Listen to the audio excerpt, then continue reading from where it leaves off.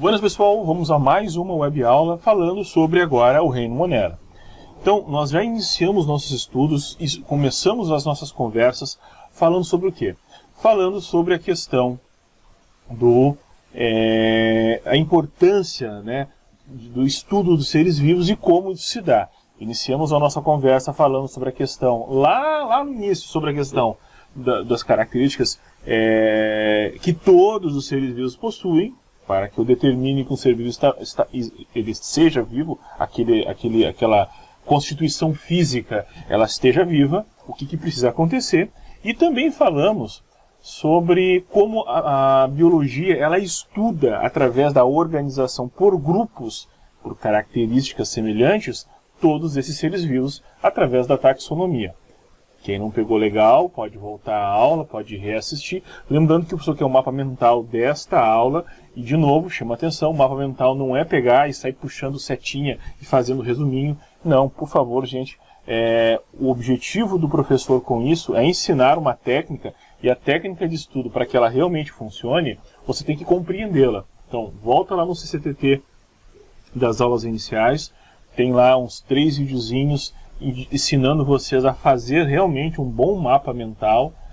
Organiza legal, isso aí vai servir muito e muito para vocês, não somente na biologia, mas quando forem estudar, se preparar para qualquer tipo de prova ou avaliação, isso possa ajudar vocês, ok? Lembrando, aula que vem, quarta-feira, temos uma provinha, uma atividadezinha, um exercício avaliativo, tendo os mapas mentais de vocês, de tudo que foi estudado, tranquilo, sem estresse, bem de boa, bem tranquilo para vocês, tá? Então por isso que o professor pede, vai lá, revisa os videozinhos de mapas mentais, verifique se está tudo ok, estando tudo ok, certo, perfeito, agora é só pegar e organizar o material, né? Se fez os mapas mentais corretamente, organizar o material para a atividade avaliativa, certo? Foi! Trocamos a tela, beleza? E vamos começar então a falar sobre as principais características deste grupo, o Reino Monera, né? Voltamos aqui, ó, Reino Monera, que nós estamos trabalhando, estamos falando com vocês, beleza? Então vamos lá. O Reino Monera, ele tem como características gerais, né? Ou seja, todos os organismos que estão classificados dentro desse reino, eles, como de forma geral, eles são formados por bactérias, os primeiros seres vivos a povoarem o nosso planeta, né? Estruturas celulares extremamente simples, o início de projeto com relação à estrutura celular, e também pelas cianobactérias. São seres muito simples, todos eles unicelulares. Dentro do reino Monera só existe o organismo unicelular, ou seja, formado por uma única célula. Uma célula apenas é todo o organismo, ok? Outro detalhe, essa célula ela tem o seu formato do tipo procariótica, quer dizer, ela não tem a carioteca que separa o núcleo de todo o restante da célula. O material genético ele está em uma sopinha ali, né, no nucleoplasma, próximo ali do hialoplasma, né, do citoplasma. Não existe uma divisão física disso. O que não há uma interação entre os dois líquidos por uma questão química, mas uma divisão física que proteja o material genético, isso não existe ainda, tá? Uma tecnologia, né, da célula que ela vai se apropriar só no futuro e que possibilita a célula, principalmente, se tornar cada vez mais complexa. Detalhe, são todos seres microscópicos, geralmente menores do que 8 micrômeros. Só para você ter uma ideia, 1 micrômetro equivale a 0,001 milímetro. Divide 1 milímetro por 1000. Pega aquele milímetro da régua e separa em 1000. Olha como é pequeno um micrômetro. Quer dizer, uma bactéria só para ver em microscópio. Caso contrário, olho nu, sem condições. Então nós temos a capacidade de verificar uma bactéria. Certo? Pessoal, a estrutura da bactéria é extremamente simples. Extremamente simples. Né? De forma geral, as bactérias elas vão ter, na sua composição, todas elas vão ter na sua composição 4 estruturas básicas, que será a parede celular, vai ser a membrana plasmática, o citoplasma com o hialoplasma, o material genético, ribossomos. Acabou-se. Acabou essa brincadeira, tá? Então, eu vou pegar aqui o meu mouse, ó, mexendo aqui a setinha vermelha, pode ver. O que foi feito aqui? É como se o cara tivesse feito um corte, rebatido três estruturinhas, né? Então eu tenho aqui uma cápsula proteica, que envolve essa bactéria. Aí depois vem aqui a parede celular, representado por essa linha verde, né? A membrana plasmática, representada por essa linha azul. Aqui no interior eu tenho o hialoplasma, né? É a parte líquida do citoplasma, certo? Já vimos essa divisão das células em aulas passadas, lá no bloco A, né? Como é que uma célula é hialoplasma, citoplasma, retículo plasmático, ribossomos, já vimos essa parte, tá? E aí nós vamos ter aqui o quê? Nós vamos ter o material genético da célula, o DNA, né? O DNA da bactéria, certo? E pequenas bolinhas verdes que são os ribossomos. Detalhe, basicamente acabou. Basicamente acabou as estruturas de uma célula. Se você fazer a comparação com nós estudamos na célula do ser humano, que tem bem mais estrutura, bem mais elementos, fazendo bem mais funções, acabou. Está bem simplesinho assim. Então vejam, os ribossomos formando as proteínas, o material genético ali determinando a funcionalidade. Como eu costumo dizer que o material genético é uma espécie de receita. Como que eu produzo essa proteína? Como que eu produzo aquela proteína, né? Então, fazendo uma analogia, como é que eu faço um pão doce, um pão francês, um pão sovado? Tem características, tem uma receita, como você monta, que produto, de que forma. O material genético ele faz a mesma coisa, ele te indica a receita de como se produzir as suas estruturas. E aí ao redor aqui, neste caso aqui, colado nessa cápsula proteica, tem algumas fímbrias, né, que vão auxiliar no movimento, né, vai fazendo esse movimento aqui e a bactéria consegue se movimentar em meio aquático, e uma estrutura chamada flagelo, que é um grande chicote, que faz esse movimento, né, para que a bactéria possa se movimentar em meio líquido. Certo? Nada. É isso. A estrutura da bactéria é só isso. E como é que ela se reproduz? Nós já vimos que a reprodução dentro dos seres vivos, ela tem dois tipos. Quais são esses dois tipos? Sexuada e assexuada. Sexuada com troca de material genético. E assexuada sem troca de material genético. E aí tem um detalhe importante. Bactéria só se reproduz de forma assexuada. Ou seja, ela não precisa de outra bactéria, não precisa de um parceiro para se reproduzir. Ela simplesmente se basta e ela sozinha se multiplica. Isso é uma reprodução assexuada, né? Faz aquela ideia da mitose, que simplesmente uma célula se divide em duas. Como é que ela faz? Ela basicamente tem um momento de interfase, que ela está muito bem, obrigada, e de repente o que ela faz? Ela multiplica, ela duplica os seus elementos constituintes, inclusive o material genético. Por que ela duplica tudo que ela tem? Porque no momento futuro vai haver uma constrição aqui em um certo ponto, até que essa constrição se toque e simplesmente separem essas duas estruturas, formando duas bactérias. Então vejam, uma bactéria se divide e forma uma outra bactéria exatamente igual a ela, um clone. Vantagem disso? Sozinha a bactéria ela se multiplica. Desvantagem disso? A incapacidade nesse processo de gerar variabilidade genética. A variabilidade genética, no caso das bactérias, vem através de mutações que podem acontecer ao acaso, né? Pelo menos assim se coloca, né? Durante um certo momento.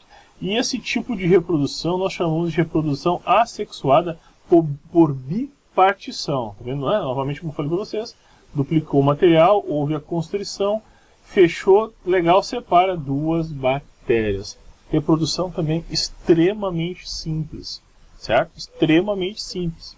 Lembrando que quando ocorre esse tipo de reprodução, eu tenho uma célula com todo o seu material genético. Nós temos um nome para isso, ela é uma célula diploide, representado pelo símbolo 2N, né? E quando, no final da reprodução, ela faz o quê? Uma outra célula igual a ela. Então, de uma célula 2N, eu tenho duas células 2N. De uma célula diploide, eu tenho duas células diploide. diferente da reprodução sexuada, que nós vamos ver mais na frente em outros organismos, em que eu formo os tais gametas, que são células especializadas em passar a característica genética e formar toda essa variabilidade genética que nós vemos no mundo. Beleza? Pois bem, com relação à classificação das bactérias, nós podemos classificá-las de uma forma bem simples com relação às suas formas. Chamamos de cocos, essas bolinhas, bacilo, esses bastõezinhos, e também temos os vibriões, que parecem essa meia-lua, né? Os espirilos, que é um bastãozinho com essas fímbrias, né? As espiroquetas, que parecem minhoquinhas, certo? Dentre algumas aqui estão algumas bactérias que vocês conhecem, a grande maioria, né? Vamos ver aqui, Staphylococcus, que é muito comum de ver, vocês agora no verão, ou falar, a praia não está própria para banho, porque foi verificado que tem Staphylococcus, tem um número alto de bactérias, isso vai causar problema. Então tá aqui, os Streptococcus também, então tá aqui o formato, o que mais? A tal da Salmonella, olha aqui a bactéria da Salmonella, é um bacilo flagelado, né? A Salmonella, lembrando, que ela não dá na gema ou na clara. Ela está onde? Ela está na casca do ovo. Eu tive a oportunidade de fazer faculdade com o pessoal da nutrição, né? Fiz uma matéria bioquímica com as meninas lá. E elas me ensinaram uma técnica bem legal para fazer o ovo e eliminar a possibilidade da salmonela. Pega uma colher, bota um pouquinho de álcool, não um álcool muito forte, um álcool 46 ponto alguma coisa, um álcool hidratado. Coloca o ovo, vou no fogão, acendo o fogão, numa pequena viradinha para o fogo pegar no álcool que está na colher, e aí ele vai começar a flambar aquele ovo. Simplesmente a hora que o álcool acabar, cessa o fogo e eu eliminei toda e qualquer possibilidade de ter salmonela neste ovo. Uma dica bem legal. Então lembrando, com relação à forma, cocos, bacilos e alguns outros, você classifica que tipo de bactéria eu tenho. Seja ela um diplococo, um streptococo, né, uma sarcina, um estafilococo. Mas cocos são através de bolinhas. Bacilos são esses bastonetes, né, esses palitinhos. E aí eu tenho os vibriões, que é essa vírgulazinha. O espirilo, que é essa minhoquinha com fímbria, né? E a espiroqueta, que é essa minhoquinha. Beleza? Pois bem, nós falamos das características dos seres vivos. E todos os seres vivos vão passar por essas características. Alguns não têm, outros têm. Com relação aos hábitos alimentares, as bactérias elas podem ser, com relação a hábitos alimentares, bactérias heterotróficas, quer dizer, se alimentam de outros seres, e dentre elas nós temos as bactérias parasitas, que infelizmente criam estratégias que agridem o seu organismo hospedeiro para a obtenção de alimento orgânico, causando assim inúmeras doenças. Além disso, nós temos bactérias decompositoras, que fazem muito bem, inclusive, ao meio ambiente, que, através da decomposição da matéria orgânica, conseguem obter o alimento. Frequentemente são chamadas de sapróvaras ou saprófagicas, né? Beleza? Ok. Pois bem, além dessas bactérias, eu também tenho bactérias autotróficas. O que são bactérias autotróficas? São bactérias que têm a capacidade de produzir o próprio alimento. E aí, entre elas, eu tenho a divisão fotossintetizantes e quimiosintetizantes. As fotossintetizantes são um tipo de bactérias que produzem o próprio alimento através de uma reação química chamada fotossíntese, muito semelhante à das plantas. Até então, vocês só haviam ouvido falar. As plantas são autotróficas porque são as únicas que produzem o próprio alimento. A partir de agora, vocês sabem que não é verdade. As bactérias também podem produzir o próprio alimento, porém de uma forma, com técnicas um pouco diferentes. A fotossíntese não é exatamente igual à das plantas, mas é bem parecida. E também existe a quimiossíntese, que tem algumas bactérias que vivem em locais muito inóspitos, ou seja, local que quase nenhum outro ser vivo conseguiria viver, né? E também com problema de passagem de luz, né? Não tem a questão da luz. Então o que elas fazem? Elas oxidam compostos orgânicos. O que é oxidar? É roubar elétrons, né? Vocês vão ver lá em química, reação de óxido e redução é a questão de transição de elétrons. Ao fazer isso, esse elétron, ele libera, quando ele sai do átomo, ele libera energia. E essa energia é a energia que, através da quimiossíntese, as bactérias conseguem manter todo o funcionamento do seu organismo, que no caso seria a célula. Ok? E para finalizar, falei que seria bem rapidinho a nossa aula de hoje, até para vocês poderem fazer o mapa mental de vocês. É para ser um mapa mental mais organizadinho, mais simplesinho, mas eu queria, assim, eu estou dando meio que uma aceleradinha para dar um tempo para vocês darem uma olhadinha naquele vídeo lá em que eu ensino a fazer mapas mentais. Na verdade, eu separei um conjunto de vídeos, né? Talvez falar eu ensino estaria errado, porque são outros professores, mas eu aproveitei os vídeos para mostrar para vocês como é que se faz um mapa mental, passo a passo. Então assiste os 3 videozinhos, vai valer muito a pena, porque essa é uma técnica extremamente interessante que desenvolve em vocês a capacidade e a habilidade de síntese, a habilidade de criar um resumo, a habilidade de organização de estudos. Ela te dá várias habilidades que vão ser muito importantes, não só em biologia, mas no restante das matérias. E eu queria chamar a atenção para o seguinte: isso aqui a princípio seria um mapa mental, mas que dentro daquilo que nós estudamos, na verdade seria um mapa de estudos. Porque para ser um mapa mental tem alguns problemas aqui. Primeiro, que tem muitas flechas primárias, e isso gera muita confusão. Eu tento que ter no 4, no máximo 5 flechas primárias, tá? É legal, trabalhando com cores, isso é importante, né? Tem que trabalhar com cores, mas eu não vejo imagens. E no mapa mental, mesmo que o teu desenho não seja fantástico, a imagem ajuda a, toda vez que depois tu ver essa imagem na rua, vai fazer você lembrar da matéria. E isso vai criar conexões mentais que vão facilitar muito mais você obter a informação quando você precisar, ok? E aí tem algumas doenças aqui interessantes, né? A cólera, que já foi do vibrião colérico, que eu mostrei para vocês ali o vibrião nas bactérias, que já gerou muito problema aqui no nosso país, hoje não gera tanto problema. Difteria, que é a transmissão através da saliva e do ar. O tétano, em que uma ferida aberta, né, pode haver penetração de algum objeto que tem essa bactéria que vai causar o tétano. A coqueluche, que foi uma doença que há muito tempo foi erradicada, se transmite pela saliva e pelo ar. Quer dizer, não esqueça que eu estou falando com vocês agora, mas da minha boca sai um vaporzinho de ar. Sai um vaporzinho de ar. Nesse vapor tem bactérias grudadas nelas que estão voando, né, e vão colar em algum lugar, e às vezes isso pode causar a contaminação. Pneumonia, que também está relacionada ao ar, né, tuberculose, saliva e ar. Febre maculosa, que tem a ver com a picada do carrapato, né? Tem que tomar muito cuidado com essa questão do carrapato para não ter febre maculosa. Uma vez eu saí do mato, eu olhei no meu ombro, assim, no lado, assim, eu olhei assim, um sinalzinho.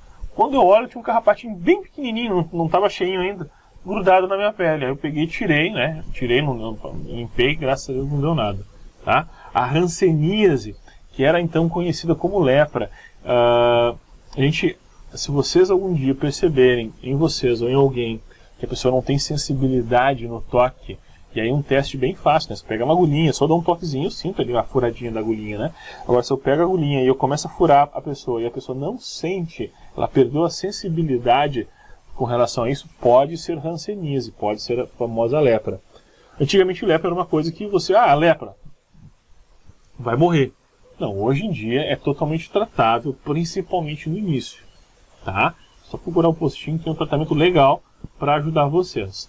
A meningite, também pela saliva e pelo ar, ataca as meninges, que são membranas que protegem o sistema nervoso tanto do cérebro quanto a medula espinal, que desce do cérebro por dentro da coluna espinal e vai até a região aqui da pelve, trazendo o nervo que vai inervar principalmente a musculatura, membros superiores e membros inferiores, e que quando inflama, por bactéria, pode causar um problema muito sério que ataca o sistema nervoso direto ali, gente.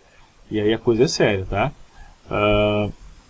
Um teste que é clássico, que se aparecer isso, tem vários testes que você verifica também, mas um teste que chegou nesse ponto, a coisa é séria, tem que levar a pessoa no hospital, é que quem tem meningite, né, quando tem inflamação nessa região aqui das meninges, quando ele faz esse movimento, ele não consegue encostar o queixo no peito, assim, porque dói demais, né, essa região. Aí pode, a não ser que tenha alguma outro tipo de lesão, mas meio difícil, leva ao hospital, que pode ser meningite.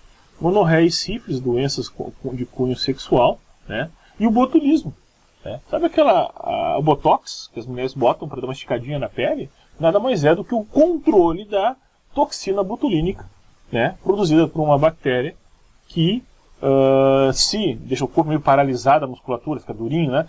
Pois é, se pega um órgão vital, paralisa o órgão e a pessoa entra em óbito, tá? Mas eu queria chamar a atenção para um detalhe. Vacina, como é que se trata da difteria? Vacinação, vacinação, vacinação, vacinação, vacinação. Olha, vacinação. Olha como tem coisas aqui. Vacinação, hanseníase, vacinação. E aí me deixa preocupado um detalhe. Nesse período de pandemia, eu percebi ali em algumas reportagens que tem muitas pessoas que estão deixando de vacinar as crianças, com medo de levar, e ser pior, levar criança. Então, gente, fica a dica. Leva. Eu mesmo levei meus filhos, claro, cuidando de todo o protocolo de segurança e higienização. Chegamos em casa, trocamos a roupinha deles, botamos para lavar. Mas nós levamos as crianças para tomar as devidas vacinas, tá? Então, muito cuidado com isso, cuidado com esse movimento anti-vacina. As vacinas erradicaram muitas doenças aqui no nosso país, tá? Felizmente, né? E infelizmente algumas voltaram quando começou esses movimentos anti-vacinas. O Brasil tem um dos projetos, dos programas de vacina, se não é o maior, é um dos maiores, tá? Do mundo. Tanto que o Brasil oferece recursos de vacinação para a sua população. Então, cabe a nós aproveitar esse benefício, né? Que a gente sempre cobra benefícios da relação do governo. Então, é um benefício super importante. Ok? Então é isso. O que eu quero de vocês? Monta o mapa mental. Pega os mapas mentais de vocês, dá uma olhadinha, se ficou dúvida me chama no WhatsApp, para eu dar uma ajuda para vocês, porque amanhã no dia da avaliação vai ser um momento que vocês vão ficar um pouquinho mais vocês com vocês, tá? É a hora de você tentar e me mostrar o que você entendeu. Professor, eu não entendi a pergunta, então quer dizer que você está com problema na compreensão e na leitura de pergunta. Vocês estão entendendo? Na hora da avaliação é um momento que você conseguir responder a pergunta significa que você adquiriu um conjunto de habilidades. Então, é o momento de vocês mostrarem para mim o que aprenderam. Se deu algum problema, deu alguma situação que o professor verificou que a média não ficou legal, a nota não ficou muito boa, eu vou entrar em contato com vocês de forma pessoal, chamar no privado, é claro, verificar o que aconteceu, tentar recuperar esse conhecimento e te reoportunizar, é óbvio, para que tu possa me mostrar que você realmente aprendeu. Mas, claro, nós vamos ter esse movimento, as aulas continuam e também tem o movimento da recuperação. Então, o ideal seria passar na primeira para não acumular atividades para ter que fazer depois, mas o professor vai dar essa oportunidade sim, verificando a dificuldade. Mas assim, tendo os 3 mapas mentais, as 3 aulinhas que nós tivemos teóricas em mãos, gente, é tirar 10 no questionáriozinho. Aquele questionáriozinho de múltipla escolha, marca o botãozinho, a resposta correta. Beleza? Certo? Vamos dar por encerrado aqui então. Dá uma assistida lá nos videozinhos dos mapas mentais, verifica se você está fazendo seus mapas mentais corretos. Depois eu vou querer ver esses mapas mentais, então bater foto. Os mapas mentais vão interferir na nota de vocês também. Vou gerar uma nota só sobre mapas mentais para nós também. Ok, gente? No mais, um abraço, fiquem com Deus, tudo de bom. Prazer estar com vocês. Tchau, tchau. Valeu!